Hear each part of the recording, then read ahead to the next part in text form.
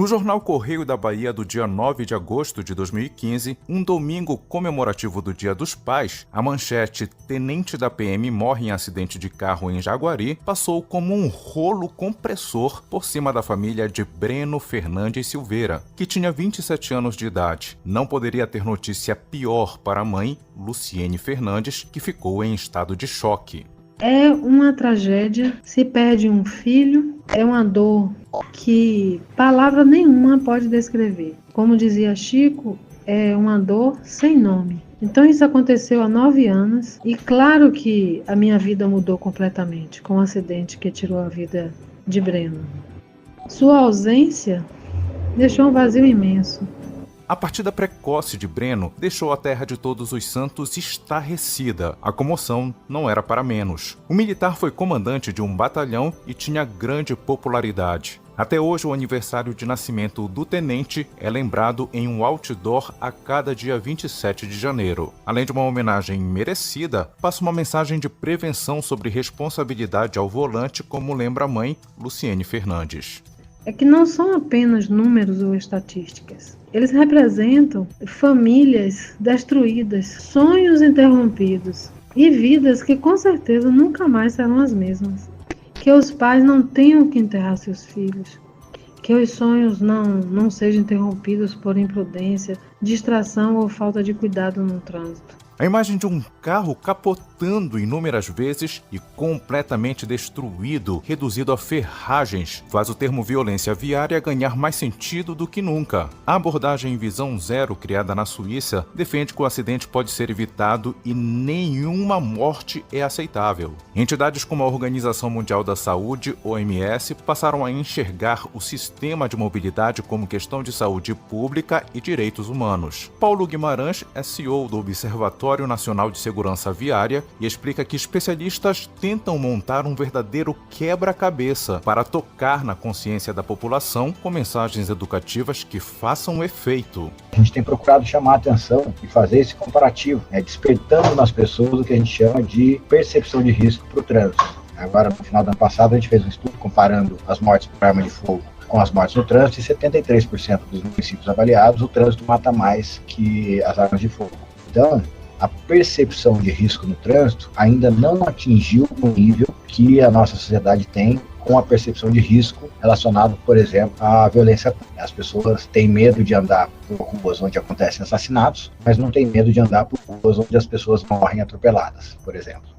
O trânsito seguro é composto pela tríade ser humano, automóvel e estrada, e nenhum desses elementos deve ser menosprezado, como explica Paulo Guimarães, do Observatório Nacional de Segurança Viária. A gente podia separar em 3 campos. No campo veicular, por exemplo, a gente teve uma evolução na tecnologia de segurança dos veículos. Então, por exemplo, desde o ano passado, os novos veículos registrados aqui no Brasil, eles obrigatoriamente têm que ser produzidos com o controle de estabilidade. Então, isso foi um avanço. Acho que o primeiro avanço é essa questão das tecnologias assistivas, o pacote ADAS, que é esse pacote de inteligência que os veículos novos têm saído também, contribui para a segurança viária. No campo da infraestrutura, o avanço das concessões rodoviárias tem aprimorado a segurança viária.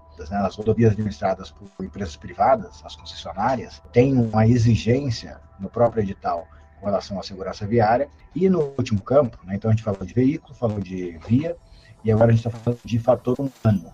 E acho que é indiscutível que a maior iniciativa para mudança de comportamento e reflexão do fator humano é o movimento Maio Amarelo. No Brasil, os números gerais de acidentes e mortes no trânsito costumam ser entregues com defasagem, em momentos como o Maio Amarelo, campanha realizada em mais de 30 países e há 11 anos presente no calendário brasileiro. A forma como essas estatísticas são repassadas pretende alcançar o grande público, e por isso as comparações das fatalidades sobre 4 e 2 rodas a um balanço de mortes de guerra, como informa o Paulo Guimarães. A maior parte dessas mortes são de motociclistas, então a estatística, ela, apesar da gente não ter um grau de confiabilidade no Brasil como a gente tem em outros países, principalmente da Europa, elas mostram e apontam caminhos, diagnóstico e caminhos a serem seguidos. Então é muito importante a gente dar publicidade e compartilhar esses dados com a sociedade para que a sociedade, num primeiro momento,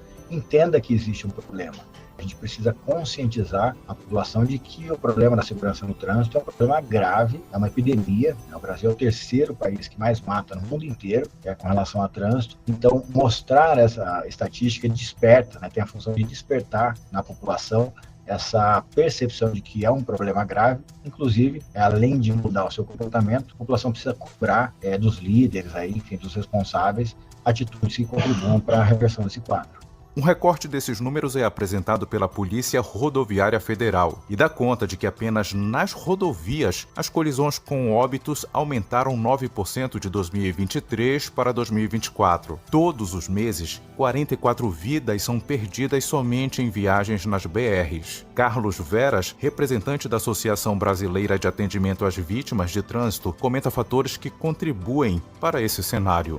Temos como causa a falta de infraestrutura em grandes bolsões de pobreza. Temos também uma falta de fiscalização efetiva. São fatores que também contribuem para o alto índice de sinistros em nossas rodovias, a falta de condições, principalmente daqueles que são sinistrados, combinado com o fato de que, segundo os dados do próprio SUS, quase 65% das pessoas que são vitimadas no trânsito estão na faixa de ganho entre 0 a 1 salário mínimo, ou seja, são pessoas que não têm condições de fazerem aquisições de veículos com maior capacidade de segurança e também residem em locais em grandes bolsões de pobreza que têm ali, obviamente, uma infraestrutura totalmente precária. Isso tem contribuído e o fato do alarmante número de jovens sinistrados se dá pela alta mobilidade desses jovens.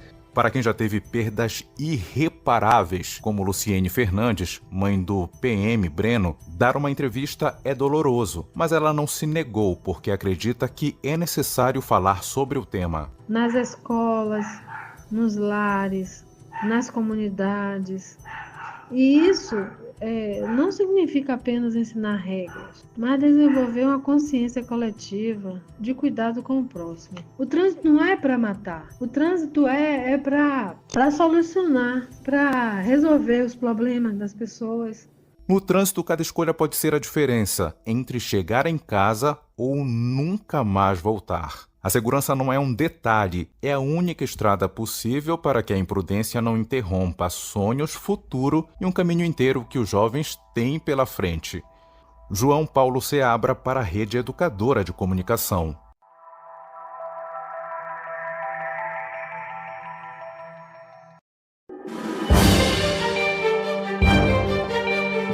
A cena se repete todos os dias nas principais cidades do Brasil. Uma aglomeração na pista, lentidão e carros parados com o pisca-alerta acionado. Um motociclista estendido no chão espera a chegada da ambulância. Se você ainda não viu nenhuma notícia de acidente de trânsito hoje, provavelmente ainda não consumiu nenhum produto da mídia. Na série de reportagens especiais da Rede Educadora, entendemos por que o seguro DPVAT foi suspenso e mostramos a luta de associações que não concordam com a falta de assistência para as vítimas.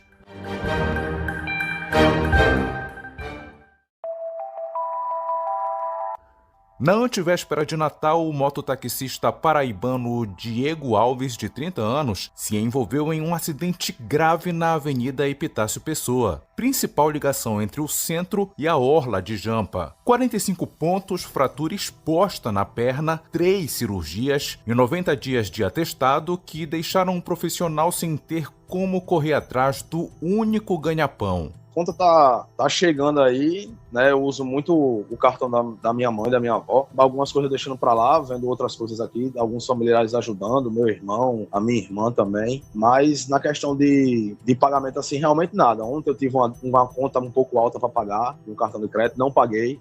Se o acidente tivesse acontecido em 2019, o mototaxista teria recebido do governo uma indenização que não esperava a comprovação de quem tinha sido o culpado pela ocorrência para beneficiar apenas a vítima. Todos os proprietários de automóveis pagavam anualmente, de forma obrigatória, um valor embutido no licenciamento que gerava recursos para o seguro de danos pessoais causados por veículos automotores de vias terrestres, o famoso DPVAT. O que o Diego e muitos não sabiam é que em 2020 o DPVAT deixou de ser cobrado.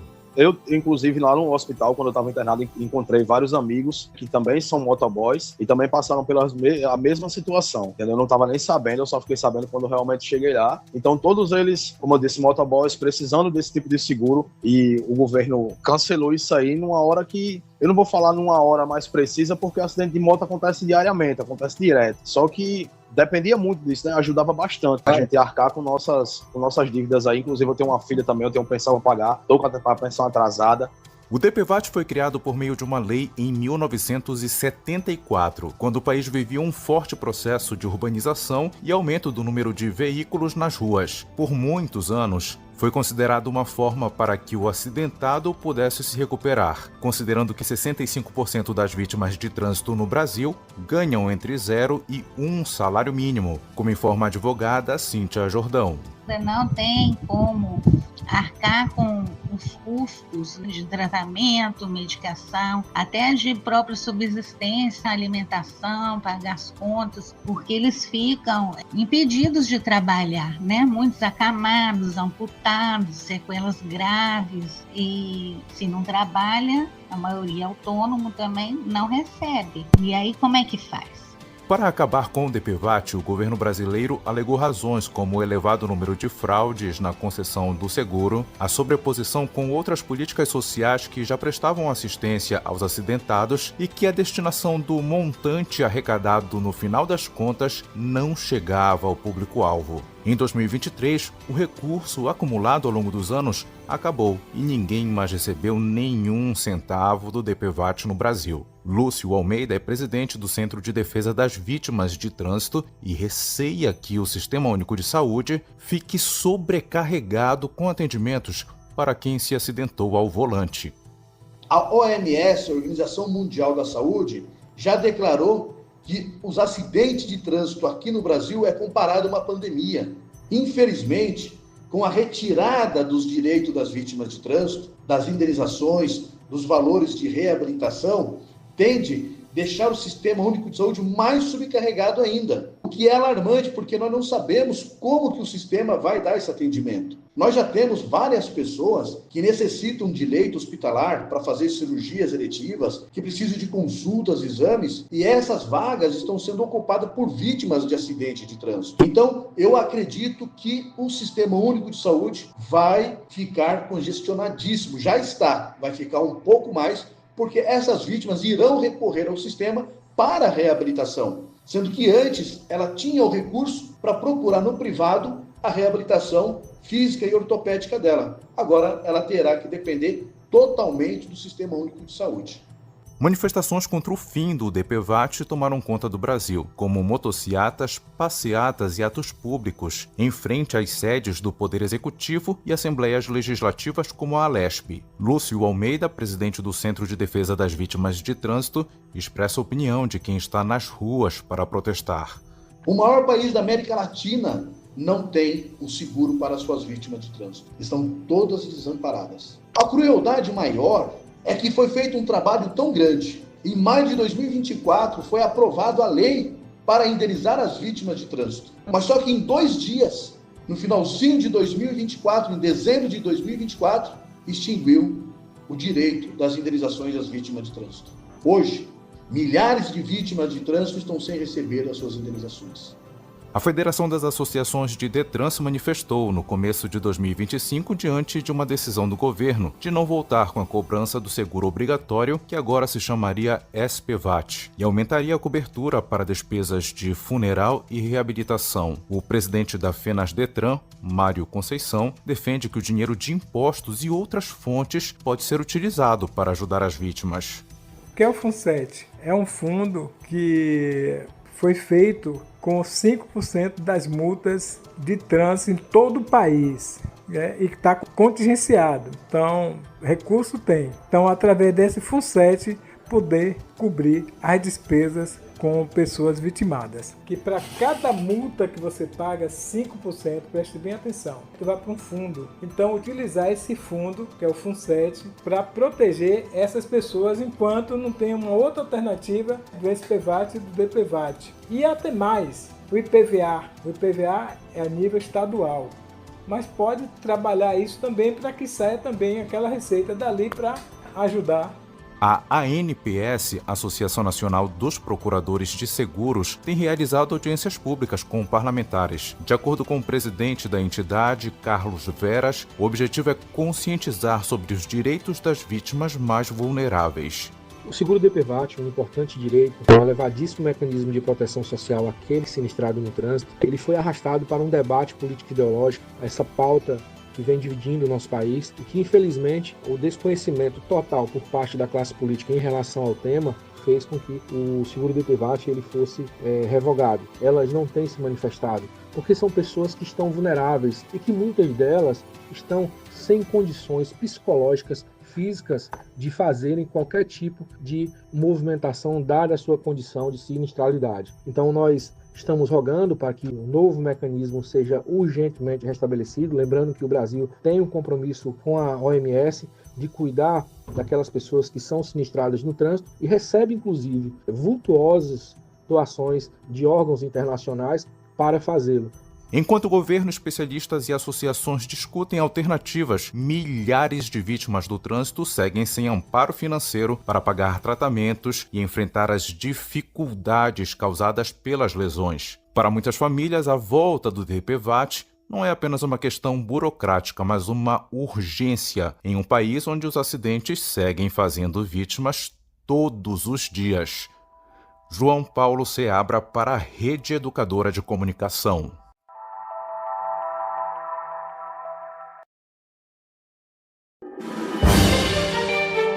Na série de reportagens especiais da Rede Educadora de Comunicação sobre trânsito seguro, conhecemos o case de sucesso brasileiro para a redução de acidentes. Uma cidade turística levou a sério ações de engenharia de trânsito e, na contramão do país, vem há 9 anos comemorando a queda no número de ocorrências viárias. Descobrimos o segredo de Fortaleza, que age no olho do furacão e ousa com soluções tecnológicas que lembram as iluminadas ruas de Tóquio.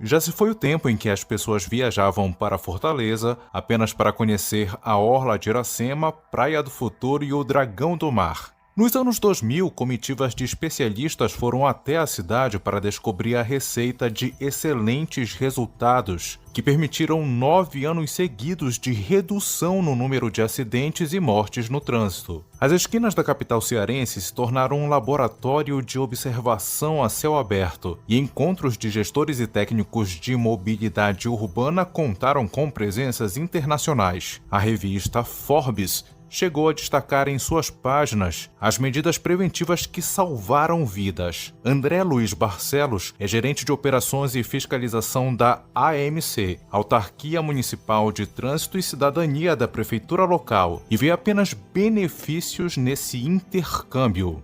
É importante ressaltar que esse intercâmbio ele é fruto dessa política que tem dado resultados sustentáveis a longo prazo, e a troca de experiência é um elemento fundamental para a manutenção da política. Isso fortalece a política.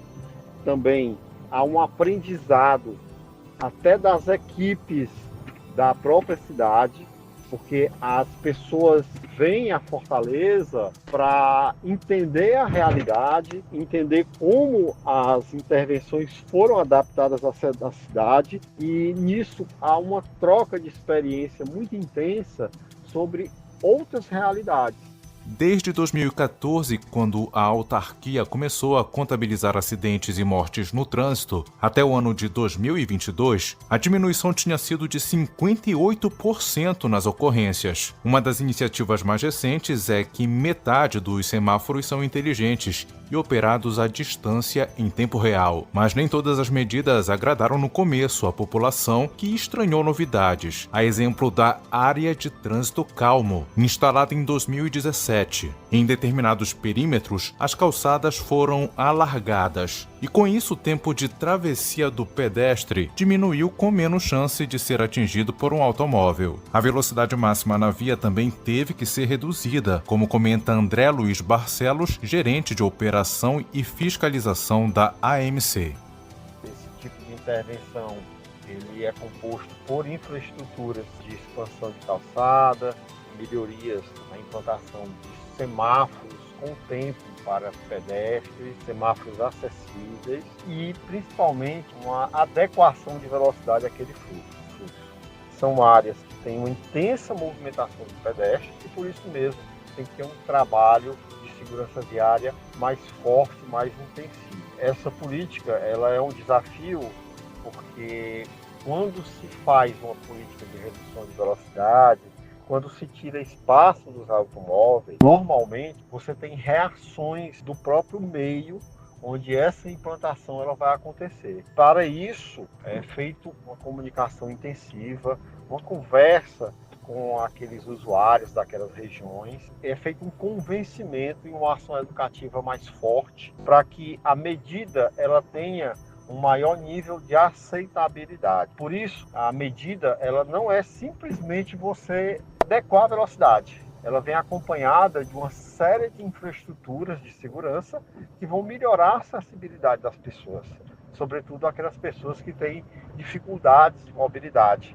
As faixas de pedestre que antes eram demarcadas apenas com pintura no chão se tornaram travessias elevadas, o que obriga o motorista a diminuir a velocidade se não quiser ter problemas na suspensão do carro. De acordo com a OMS, Organização Mundial da Saúde, o excesso de velocidade é responsável por 1 a cada 4 mortes no trânsito. Outra novidade que chegou a ser testada no ano de 2023 foi um sistema com inteligência artificial inovador na América Latina, que identifica a presença humana na faixa de pedestres e lança um conjunto de luzes sobre quem caminha do começo à conclusão da travessia. Essa e outras inovações fazem parte de um plano que, de acordo com André Luiz, da AMC, se tornou política de Estado, com continuidade que vai além dos mandatos.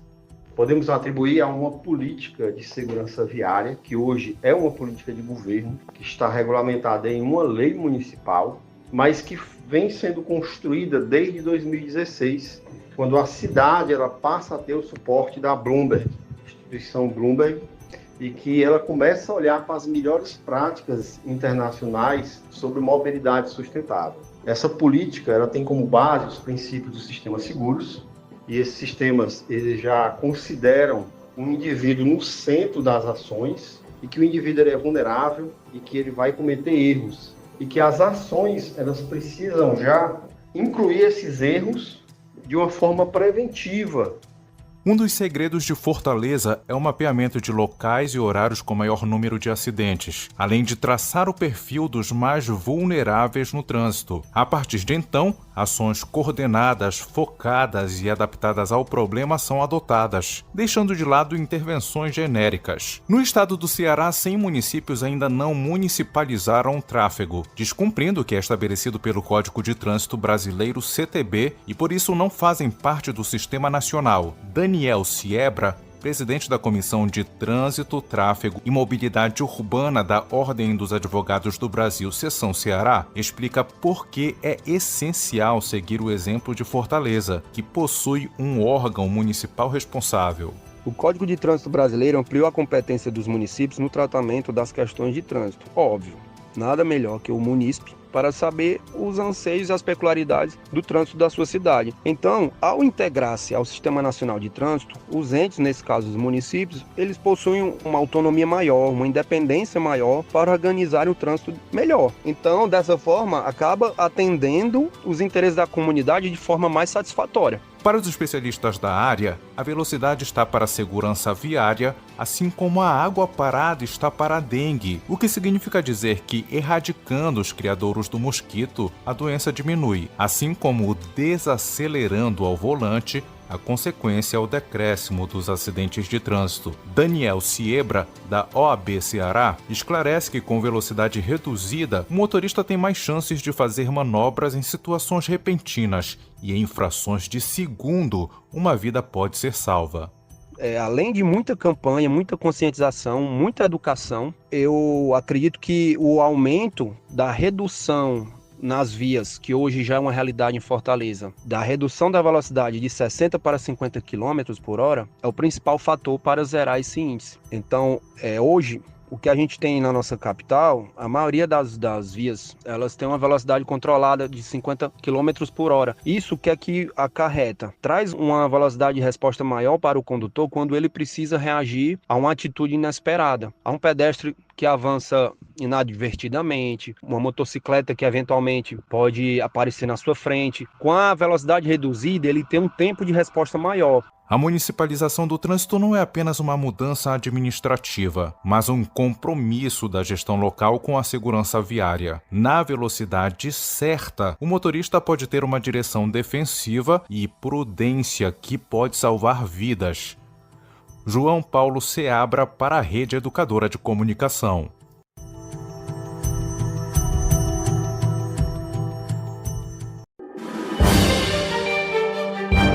Você já deve ter ouvido a pergunta quanto vale uma vida humana, feita em contextos éticos, filosóficos e legais. Uma lata de cerveja podia ser comprada nos bares em média por R$ 4,00 em 2003. Foi nesse ano que um homem, após beber e dirigir imprudentemente em alta velocidade, matou 3 jovens na Barra da Tijuca. Na série de reportagens especiais da Rede Educadora de Comunicação sobre segurança viária, ouvimos o pai de uma das vítimas do caso que ficou quase 20 anos sem solução.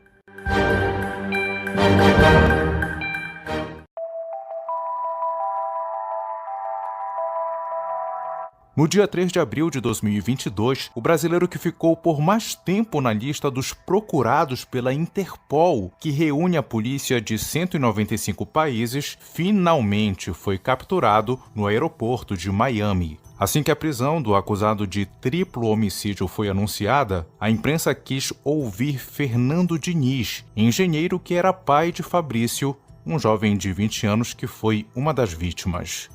Foi um corre-corre, as redes de televisão vieram para minha casa e vieram fazer isso. Eu disse, olha só, isso para mim não alivia em nada a minha dor. Mas se ele realmente for preso e vier a pagar alguma penalidade, vai ser mais um que vai pagar uma cesta básica. Quem sabe algum togado vai liberá-lo, vai torná-lo livre. E não deu outra, não deu isso. Um juiz da 7ª Vara Civil aqui do Rio de Janeiro disse que ele tinha que ser libertado, já passava muito tempo, não sei o que, enfim, deu uma série de justificativas. Isso para mim não atenuou. Eu só gostaria que ele tivesse sido efetivamente preso para uma questão até de mostrar que, por mais que demore tantos anos, um dia a justiça prevalece. O crime teve grande repercussão em 2003 e a arma utilizada foi um automóvel em alta velocidade conduzido pelo acusado, que capotou e bateu em um poste. Além de Fabrício, ainda faleceram na mesma hora Juliane Teixeira e Mariana Alves de Aquino Lopes. Com a dor e sensação de impunidade, Fernando Diniz começou uma verdadeira cruzada com a fundação da ONG Trânsito Amigo. Depois de participar de conferências globais, o objetivo do pai era articular com parlamentares leis que proibissem a combinação perigosa de álcool e direção. Até hoje, década de 30 para cá, você não vê. Tente beber uma lata de cerveja no meio da rua nos Estados Unidos. Vai aparecer um policial, a paisana, e vai te abordar e vai te levar preso. Isso é lei. E lá eles temem isso. A lei lá é feita para ser respeitada, para ser temida. E aqui isso não ocorre. Então, juntamente com meu advogado na época, eu e com outro amigo, que é um especialista em trânsito, Fernando Pedrosa, eu questionei o meu advogado perguntando se a gente poderia tentar modificar o Código de Trânsito Brasileiro, se qualquer pessoa poderia sugerir isso. Ele falou sim. Eu falei que não aceitava essa associação de álcool e drogas com direção. E ele então disse que qualquer pessoa poderia fazer isso, mas para mudar o Código de Trânsito Brasileiro, que é uma lei federal, teria que ter um parlamentar federal. E na época o diretor do trânsito do Detran aqui do Rio de Janeiro é hoje o deputado federal Hugo Leal. Quando ele se candidatou, eu ia muito ao Detran para fazer ações de conscientização dos jovens. Quando ele se candidatou a deputado federal e foi eleito, eu tive um contato com ele e apresentei esse projeto, que eu chamava de Lei de Tolerância Zero, Lei da Vida. Fernando Diniz teve um papel decisivo na aprovação da Lei nº 11.705, conhecida como Lei Seca, sendo considerado o mentor intelectual dessa iniciativa. No Brasil, o Código de Trânsito de 1997 e suas atualizações representam um esforço importante para o estabelecimento de regras, mas a aplicação e a fiscalização continuam sendo desafiantes. Daniel Siebra, presidente da Comissão de Trânsito, Tráfego e Mobilidade Urbana da OAB Seção Ceará, avalia os avanços na área. A gente observa atualmente uma redução nos índices de morte de trânsito causados por álcool, sobretudo por conta da multa que hoje é imposta, graças a mudanças recentes na legislação, e também pelo aumento da fiscalização por parte do poder público. E eu posso acrescentar também, de certa forma, que a população já começa a se acostumar com uma lei que foi aprovada não recentemente, mas que o brasileiro ele acaba se acostumando. Eu vou dar um exemplo aqui, como a lei do cinto de segurança. Como foi difícil no começo fazer com que o brasileiro se habituasse a colocar o cinto de segurança, andar com o cinto de segurança, tanto o motorista como o passageiro, e hoje é algo praticamente automático. Quando você entra no carro, você já afivela o cinto. Hoje a gente tem também a lei da cadeirinha. Qual é a criança hoje que transita pela cidade dentro de um carro sem cadeirinha? Acredito que praticamente zero. Então, tudo isso é fruto de punição e também porque a lei ela tem um tempo para fazer com que ela pegue, digamos assim, né? Que o brasileiro se acostume com aquela lei. Ainda no Código de Trânsito está previsto que fugir do local do acidente sem prestar socorro à vítima, quando isso pode ser feito sem risco pessoal, configura omissão, e um dos resultados é a detenção de 6 meses a 1 ano ou multa. Daniel Siebra, da Ordem dos Advogados do Brasil, Seção Ceará, também defende que a fiscalização seja mais severa no que diz respeito aos crimes dessa natureza. Você punir o infrator, além de ter uma função arrecadatória para o Estado, ela também é pedagógica, porque só vai pagar a multa quem realmente infringir a lei. E só vai ser responsabilizado civil e penalmente quem cometer um crime de trânsito. Então, é importante aliar leis severas com fiscalização para que o condutor motorista ele saia de casa sabendo que pode vir a ser multado caso ele infrinja a lei, ou ele vai responder criminalmente se ele sair alcoolizado, se ele cometer um crime de trânsito. Em relação às vítimas, o suporte de longo prazo pode ser necessário em tratamentos prolongados. Entre o socorro do SAMU e o apoio psicológico posterior, existe um longo caminho tortuoso que precisa ser melhor olhado, como afirma Paulo Guimarães, CEO do Observatório Nacional de Segurança Viária. Eu vejo pouco esse assunto do atendimento às vítimas sendo tratado na mídia. A gente tem algumas situações que envolvem esse atendimento. Então, a primeira situação é o que a gente chama de atendimento pré-hospitalar. Então, é o SAMU, a unidade de resgate, que vai fazer aquele primeiro atendimento, naqueles minutos preciosos para prestação de socorro. A gente teve um avanço no atendimento pré-hospitalar, também resultado aí das concessões rodoviárias, mas ainda a gente tem muita deficiência com relação a isso. A gente vê sinistros graves, né, com múltiplas vítimas, como a gente teve aí no final do ano passado, com os ônibus e tal, você tem uma dificuldade, inclusive de trâmite de informação e de integração entre as agências, os órgãos que tomam conta desse assunto. Então, uma unidade demora, às vezes, para ser acionada, não tem aí uma referência de local, enfim, essa demora no primeiro atendimento da vítima, pode trazer prejuízos. Aí você tem uma segunda etapa, que é a parte de atendimento hospitalar. Então, muitas vezes a gente tem um atendimento pré-hospitalar bom, mas quando o SAMU pega essa vítima na rodovia e leva para um hospital, muitas vezes o hospital não tem estrutura para atender de forma adequada aquela vítima. Então, você tem esse problema a ser resolvido no pilar atendimento às vítimas. O terceiro ponto é a reabilitação. Então, você tem aí, teve uma discussão muito grande recentemente sobre a volta do DPVAT, agora com o SPVAT, que foi cancelado. E o SPVAT, apesar de toda a discussão política que tem em cima dele, tinha um papel importantíssimo para essas vítimas. Porque hoje uma vítima que está em processo de reabilitação, muitas vezes espera anos na fila do SUS, por exemplo, para receber uma prótese. Amigos e familiares encontram em associações uma forma de preservar a memória das vítimas, além de lutar por um trânsito mais justo. Um exemplo ocorreu no mês de fevereiro de 2025 em Belém do Pará, quando um senhor de 80 anos de idade foi atropelado às 6 horas da manhã, quando saía para colocar o lixo na rua. Quem viu o vídeo, que circulou nas redes sociais sem edições ou congelamento do momento do choque, ficou angustiado com a cena. Familiares e vizinhos como Cleia Frota manifestaram com o fechamento da via, pedindo a instalação de semáforos. Eu já dei 2 entrevistas, não adiantou, não tem sinal, é muita velocidade, tem o horário do pico que é 5 horas, tem o horário do pico que é das 6h30 até as 8 horas. Não tem como atravessar, só acidente acontecendo, não temos sinal, ninguém faz nada. O seu Alberto atravessava todo dia com o lixinho dele lá que não era o horário bem apropriado, que era o horário do pico, e justamente dessa vez uma moto bateu ele e ele foi a óbito. Ele morava só com a mãe dele, lá no outro lado. Então é isso, a gente não tem como atravessar, é criança, é idoso, é alunos. No estado da Bahia, foram 4 mães que se uniram em 2007 para encontrar forças umas com as outras com a partida precoce dos filhos, criando o grupo Fraterno Filhos Eternos. Uma delas foi a Valdeci Santiago, que comenta as consequências quando alguém morre repentinamente, ainda mais de forma violenta. Cada vez que alguém ignora os cuidados no trânsito, está colocando em risco não apenas a própria vida, mas também a vida de familiares inteira. Porque sofre uns o que morre não, sofre todos, inclusive os amigos. Um acidente não é só um número nas estatísticas, é uma mãe que perde seu filho, uma criança que cresce sem um dos pais, é um sonho que é interrompido, são os amigos que têm seus amigos, a alegria ceifada entre eles.